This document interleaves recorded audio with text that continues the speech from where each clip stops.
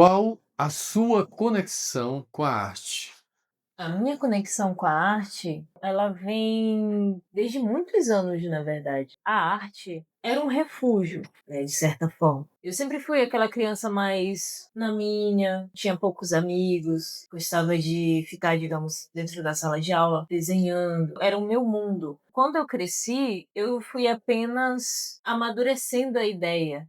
Eu sempre gostei de tudo que estava envolvido com arte. Eu aprendi a desenhar, pintar, tudo sozinha mesmo. Então, ela sempre fez parte da minha vida desde quando eu lembro.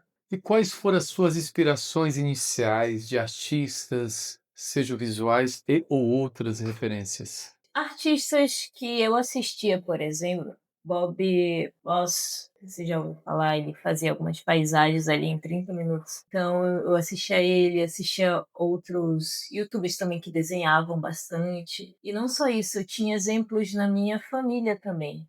Eu tenho alguns familiares que gostavam muito de desenhar e isso ia me fascinando de certa forma. Por exemplo, eu tenho um tio, ele é enfermeiro, é a profissão que ele ama fazer, é a profissão dos sonhos dele. Mas ele também ama desenhar, ele desenha demais. Ele cria coisas, luminárias de PVC. Inclusive, esse cordão aqui foi ele que me deu. Ele fez esse cordão. Como você pode ver, ele é enfermeiro, mas ele não largou a arte, ela faz parte da vida dele. Você vive do seu ofício de artes ou é uma atividade paralela? Hoje eu vivo do meu ofício, que é as artes, né, as artes plásticas. E isso para mim é gratificante, porque as pessoas às vezes não acreditam que a gente vai conseguir algum dia.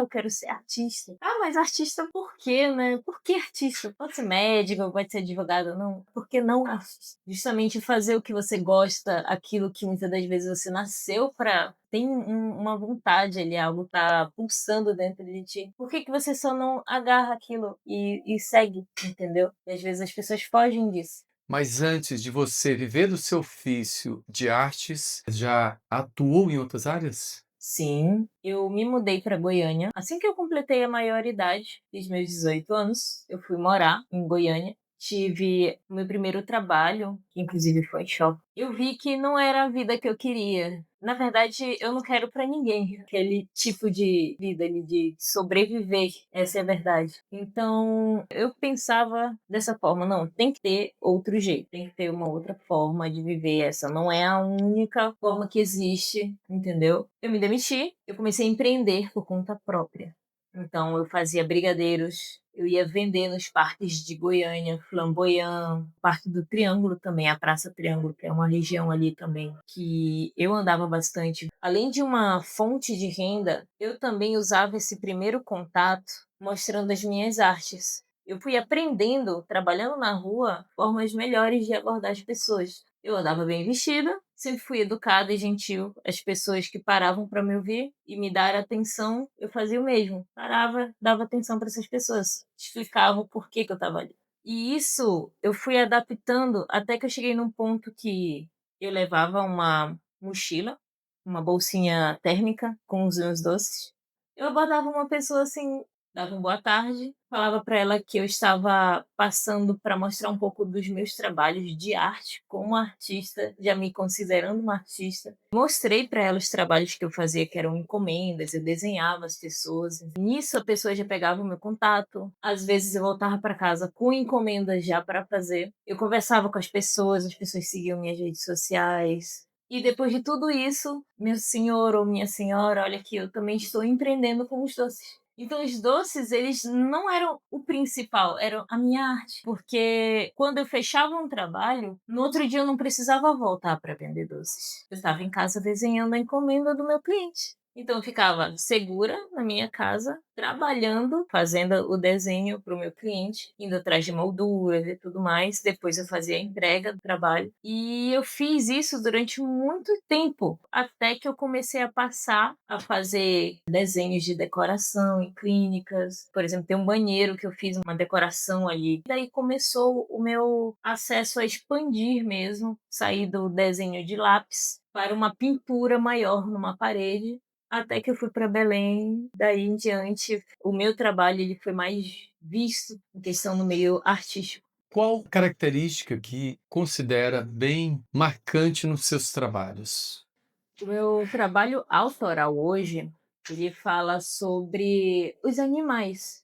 E eu tenho motivos para isso. Tive contatos com os animais, eu gosto de animais. Antes, inclusive, tinha um lado meu, quando eu era criança também, que eu queria ser veterinária. Olha só. E criança geralmente quer ser tudo, né? Porque eu queria ajudar os animais. Tinha um lado meu que queria ajudar os animais. Que eu gostava, eu achava bonito, eu desenhava ele. E hoje, com a idade que eu tenho, com os trabalhos que eu faço, eu apenas amadureci isso e quis expandir. E hoje eu tenho uma série que se chama Tesouros da Amazônia, que é para falar justamente da fauna amazônica. Eu foco em animais da nossa região amazônica, seja ele peixe, seja ele um quelônio, anfíbio, mamífero, independente. E muitos desses animais eu gosto de colocar de uma forma diferente. Eu fiz um desenho de uma mussuã lá em Belém do Pará, que é um quelônio, um cágado. Ele é uma das únicas espécies raras que podem fechar o casco. O casco dele é dobradiço. Ele fecha todinho, ele entra pra dentro. Ela é uma espécie que faz isso. Um cágado, digamos, de barbicha, ele vira a cabeça de lado, ele não coloca pra dentro. Nem o jabuti faz isso. Por que que eu fiz aquele cágado, que é a mussuã?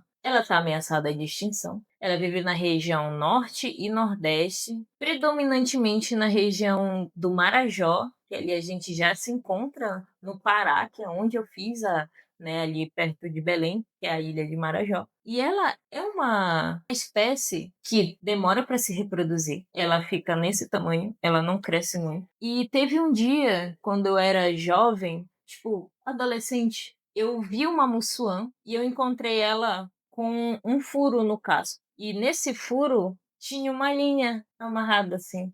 Ela fugiu, mas o casco dela estava perfurado e tinha essa linha. Ou seja, ela foi tipo uma caça. Eu não sou contra aos ribeirinhos ir lá caçar para alimentar a família e tudo mais, isso é sobrevivência. Mas eu sou contra a pegarem grandes quantidades de um animal que, digamos, só põe um ovo e em um ano ele se reproduz somente 3 vezes, para, digamos, um restaurante. Porque aí você vai acabar com uma espécie. Então, o que que o meu trabalho pode fazer para conscientizar as pessoas, mostrar os valores deles? Mostrar a beleza por trás de todos esses animais. Nós, seres humanos, não vivemos sem a presença das árvores, dos animais. Se a tua cidade hoje ela tá quente, olha ao redor, veja quantas quantidades de árvores tem nela. Às vezes está quente porque não tem nenhuma. E isso já foi comprovado. Deveria ter uma árvore para cada ser humano. Ou seja, aqui temos 4 pessoas, já teria que ter plantado 4 árvores para ser filtrado o ar de cada um. Então a natureza ela só vai existir. A gente, na verdade, só vai existir se tiver a natureza.